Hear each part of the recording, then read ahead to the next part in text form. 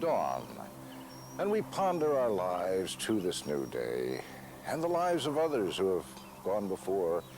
Their bodies are buried, their flesh is gone, as ours will be after our last day. There will be dawn no more for you and me. And yet, what are we?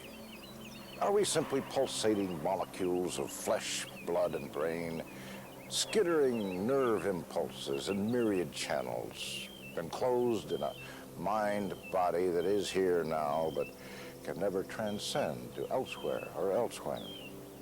Can you and I never be more than we are, or seem to be, at this instant? The human imagination cries out against a physically limited universe with a built-in end point for each of us. We are here to explore evidence that there are dimensions beyond here-ness and now-ness, that we may be entering a new age that will bring us into undreamed-of connections with each other and perhaps with existences beyond this life. We meet in a graveyard where life ends, or does it? I've said exploration and evidence because you and I, we're here for a learning process. Learning is not simply accepting. It requires an inquiring and skeptical attitude. I wish to represent the reality principle as so many of us have understood it. I'm personally receptive to this learning process only because of this woman, Jayne Smith. Jayne, will you be our teacher? I would be very happy to be your teacher, Burke. But I have to tell you that I think the dynamics of this teaching situation are a little different than the ordinary teacher-student process. And I'll tell you why. I honestly believe that when I relate my near-death experience and you resonate to the things that I'm saying, that it will be because I am helping you to remember things that you already know. I believe that all the things that I was told are in our hearts. I think you already have this knowledge buried in your own heart's wisdom or in your soul memory or whatever term you want to use for that. So because of that, I will not be teaching you something new, but I will be helping you to remember what you already know, helping you to open up your heart. You see, I think of myself as a messenger, maybe, more than a teacher. When I had my near-death experience, I was given messages, revelations, really, and I think they were given to me so that I could bring them back and share them with as many people as I possibly can. So it's become my great joy to do exactly that.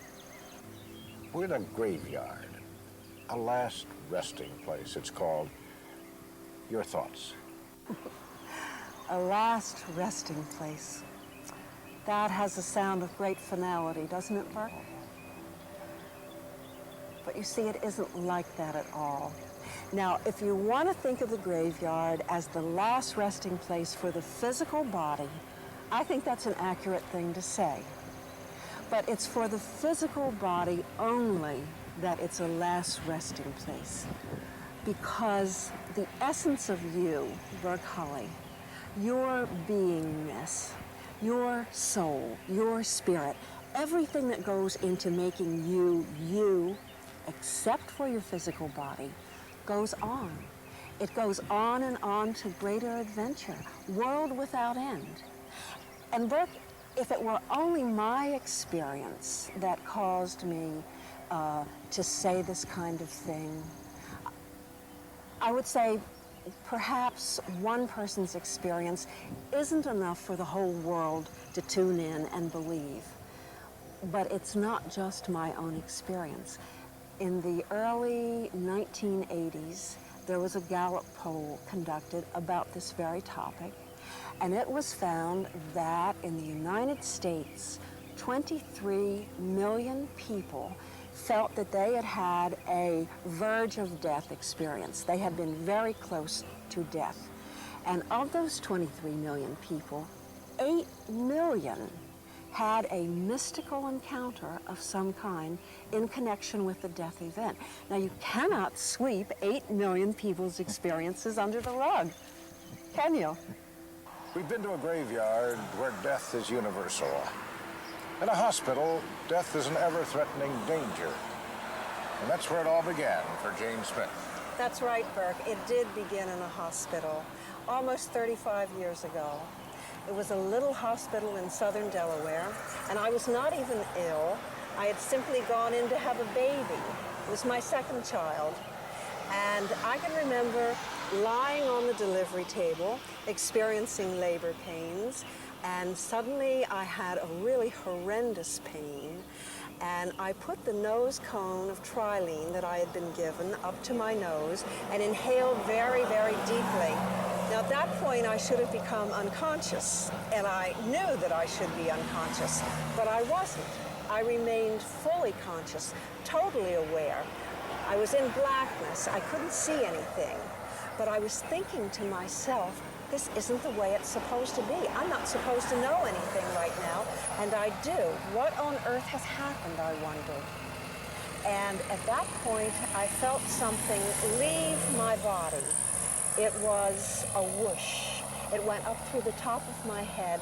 I could feel it and I could hear it. Just a soft, gentle whoosh. And at that point, I found myself standing in a kind of gray mist.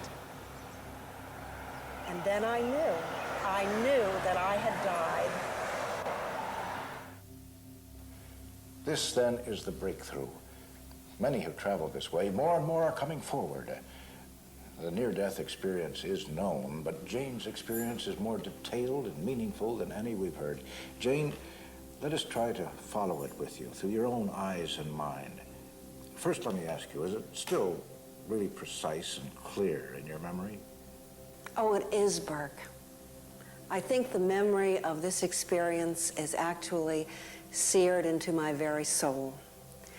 You see, when I found myself standing in this gray mist with the realization that I had died, I remember feeling so overjoyed and so thrilled because I knew that even though I was what we call dead, I was still very much alive. Very much alive. I was totally aware. And I began to pour out these feelings of thanksgiving. I wasn't doing it verbally, but it seemed that the very essence of me was saying, thank you, thank you, thank you, God. Thank you that you set it up this way, that I really am immortal. I was not annihilated. And I was involved in this tremendous pouring forth of gratitude and joy. And as that was going on inside me, this white light started infiltrating my consciousness, and it came into me. It seemed that I went out into it. I expanded into it as it came into my field of consciousness. And there was nothing that I was aware of except this brilliant white light. And the light brought with it the most incredible feelings of total love, total safety, total protection. And I was just enveloped in this. I remember feeling almost cradled by it. It was so dynamic, it was almost palpable. And as I existed in this white light and in this incredible love, I began to be rapturous. And the rapture built, and the bliss built, and my consciousness of everything seemed to expand with the bliss of it all. And suddenly there came into my field of consciousness an entire field of knowledge. It was like a block. It was like a whole block of knowledge that just simply came in and settled itself on me. And I knew what takes several sentences to tell. But it didn't come in several sentences. It just came in all of a piece. And what I knew was that I was immortal, that I was eternal, that I was indestructible, that I always had been and that I always would be, and that there was no way in this world that I could ever be lost, that it was impossible for me to fall into a crack in the universe somewhere and never be heard from again. I just knew that I was utterly safe and that I always had been forever and ever and ever. And when that block of knowledge was digested by me, as it were, another block of knowledge came in, another whole field came into my being. And what I knew then was that the universe runs according to a perfect plan. I knew that the plan was perfect, and everything that we think about as hard to understand or unfair or cruel, brutal, whatever, that was all really without meaning. And I know that's very difficult. But I knew this. I understood it. I comprehended it in a way that when I came back from the experience, I really couldn't comprehend anymore. But I understood that all of the things that we worry about and that concern us, we don't have to worry about at all. There is a perfect plan, and the plan is working itself out in its perfection. And then I remember I simply became more blissful, more rapturous, more ecstatic. I just was filling and filling with this light and with this love that was in the light. You know, the dynamics of this light are not static at all. They are so dynamic. There's just so much going on in there of love and joy and knowledge. And, you know, as you take it into yourself, or really as it goes into you and you receive it, your ecstasy level just becomes tremendous. And I know that I had lost all sense of having a body. It was just my consciousness, sort of pure and free-floating. And I did not think at all during this part of the experience. I had no thoughts. I was like a receiving station. I merely felt and absorbed and took in and did not think at all. But I reached the point in the rapture of it all where I thought to myself, suddenly, the first thought, I wonder how much more of this I can stand before I shatter. And with that thought, the light began to recede. So the universe will not let us shatter. We cannot take in more of this bliss and joy than we are able to handle at the time. And as the light began to recede, of course, the rapture that I had built up also began to dissipate. And for a couple of seconds, I could not remember what was going on. I remember thinking to myself, I don't know how I got here.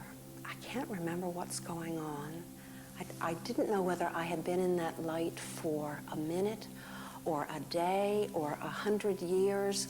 I think the force of all that energy just produced a condition in me of amnesia for a couple of seconds. But that was not allowed to last very long either, because within a second or two, I found myself standing in an absolutely beautiful green meadow.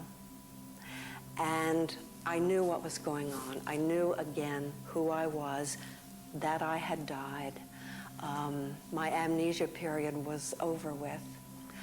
And I stood there in this gorgeous meadow, and I remember that the light was different from the light here on Earth, although it was not that brilliant white light in which I was involved, but it was a more beautiful light. There was a goldenness to this light. And I remember the sky was very blue. I don't recall seeing the sun. The colors were extraordinary. The green of the meadow was fantastic. There were flowers blooming all around, and the flowers had colors that I had never seen before. And I was very aware that I had never seen these colors before, and I was very excited about it. And, I was just standing there thinking, oh my gosh, I've never seen these colors before. And I thought I'd seen all the colors. And I was thrilled to death. The beauty was incredible. And in addition to the fantastic colors, I could see a soft light glowing inside every living thing. It was not a light that was reflected from an outside source. You could always tell that it was coming from somewhere in the center of this growing thing, this flower, this leaf, whatever. Just this beautiful soft light. And I think that I was seeing the life inside of everything. And when I had finished, more or less, looking at this exquisite beauty, I started to walk, and I had only taken a few steps before I saw that there was in front of me a hill. It was a rather low hill, and there were perhaps 18 or 19 or 20 people standing on the hill, and they were dressed in robes, very simple, I suppose maybe Grecian type robes. And they were also in all these beautiful colors. There were men, there were women. There were more men than women there. I don't know why. I've thought about this a little bit. But there were both men and women there. No one that I knew, but then I really had no close emotional ties with anyone on the other side, so it was not surprising that no one was there that I knew. And I thought to myself, oh, I want to talk with them. And it seemed that immediately I was there on top of the hill. Now, I don't know whether I was able to just glide there very quickly and effortlessly, or whether I only had to think that I wanted to be there and I was there. What I do remember is that I did not have to climb the hill. There was no effort involved in this. And as I found myself at the top of the hill, I saw that over on the horizon, and just a little bit lower than the horizon, there was a city. And I realized in some way that this was more than just a city, that what I was seeing over there actually represented a world. And I wondered, is that the world that I just came from, or the one that I'm going to? And I never had a chance to find out, because right at that moment, 3 or 4 of the men who were in this group of people on the hill came to me, and we met. And I said to them, I know what has happened. I realize that I am dead. I know what's going on. And one man of the group did all of the talking to me. He was quite tall. He was taller than the rest. And I remember that the robe he was wearing was purple. And he had a white fringe of hair that went around. The top of his head was bald. He had an absolutely marvelous face. It was very noble, very kind. I guess what we would think of as a very spiritual face. He also had about him a great deal of authority, so that I felt that I was talking to someone who I could trust completely. And when I said to him, I know what's going on, I know that I've died, he said, yes, that's true, but you are not going to be staying here because it isn't time for you to be here yet. And I must tell you that when we talked, we did not move our mouths. I can remember that I only had to have the impulse that contained the things that I wanted to say. And he immediately would get that and answer me. And even though he was not moving his mouth when he talked with me, I could hear the sound of his voice in my inner ear. I know what he sounded like. So it was a mental transmission, and yet I could hear what he sounded like. For a long, long time, I could remember the sound of his voice. And I said to him again then, everything that has happened to me since I crossed over is so beautiful. Everything is so perfect. What about my sins? And he said, there are no sins, not the way you think of them on earth. He said, the only thing that has any meaning here is what you think. And then he asked me a question. He said, what is in your heart? And in some incredible way that I don't understand at all, I was enabled to look deeply inside myself, really into the very core of me, into my essence. And I saw that what was there was love and nothing else. My core was perfect love, loving perfection. I had complete love and acceptance for everything. I saw my own gentleness, tenderness, harmlessness. I simply was perfect and loving. And I said to him, of course.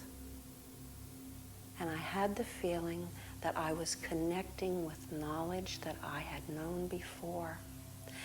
And I wondered, how on earth did I ever forget anything that important? I have known that. And then I said, can you tell me what everything is all about? The whole world, everything. And he said, yes.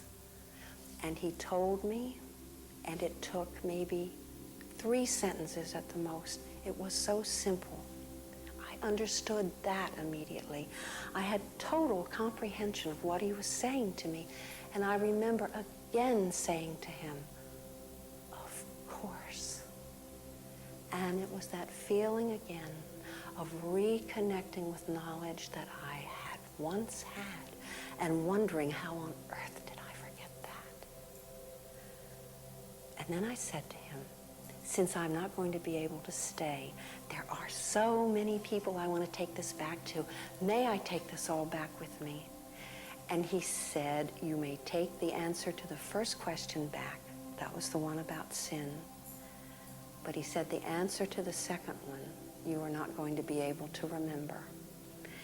And the next thing I knew, there was a tremendous loud banging in my head, and it was loud, and it was fast, and it was extremely irritating.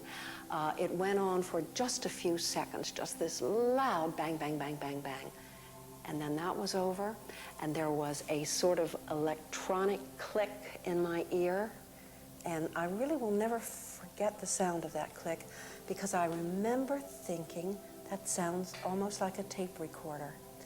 And when the click clicked, that was it. I was back. And I opened my eyes and I looked over, and my doctor was standing over here, and she was doing something to my chest that hurt me very much. And I said to her, I don't mean to be rude, but I really wish you would stop that. And she smiled a very small smile and said, well, all right, then I will. And you're here. Jayne, have you ever been able to remember anything of that key of life that was given to you and then withdrawn? Burke, I have never been able to remember those specific 2 or 3 sentences that I was told. And I have tried, and I have tried, and for years after this experience, I would make a concerted effort to try, especially after I went to bed at night, when I would be lying there in that sort of very relaxed, not quite asleep state.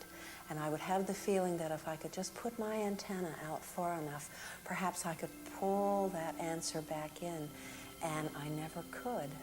And so finally I just stopped trying to do that. But I think that I do know what he was telling me, even though I can't, recall the actual 2 or 3 sentences.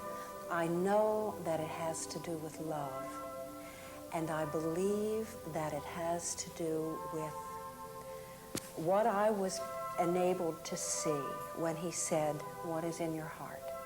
And I looked inside myself and saw that I was perfect love. Now, you know that doesn't apply to just me. That applies to all human beings. That is what we are. That is our core. This perfection, this love, this Godness. I believe that what it's all about is the world will keep turning, and we will have all these experiences, and it will go on forever and ever and ever as we learn to bring that into our consciousness and have it remain there all the time. Our connection with God, just there, not somewhere in our unconscious, but consciously aware all the time of who we really are. I think that's what the journey is.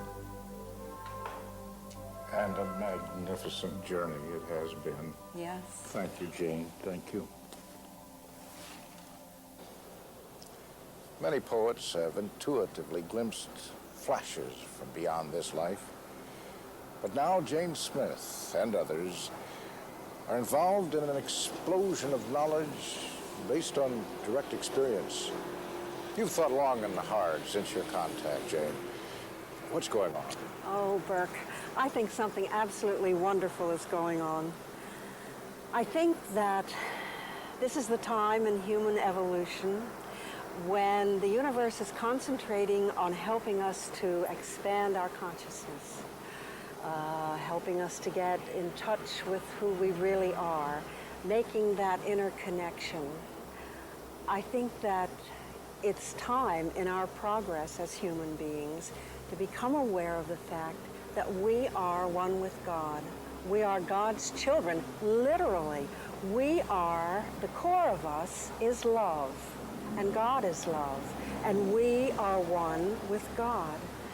I think the universe is helping us to expand enough that we can open to that wonderful feeling and knowledge.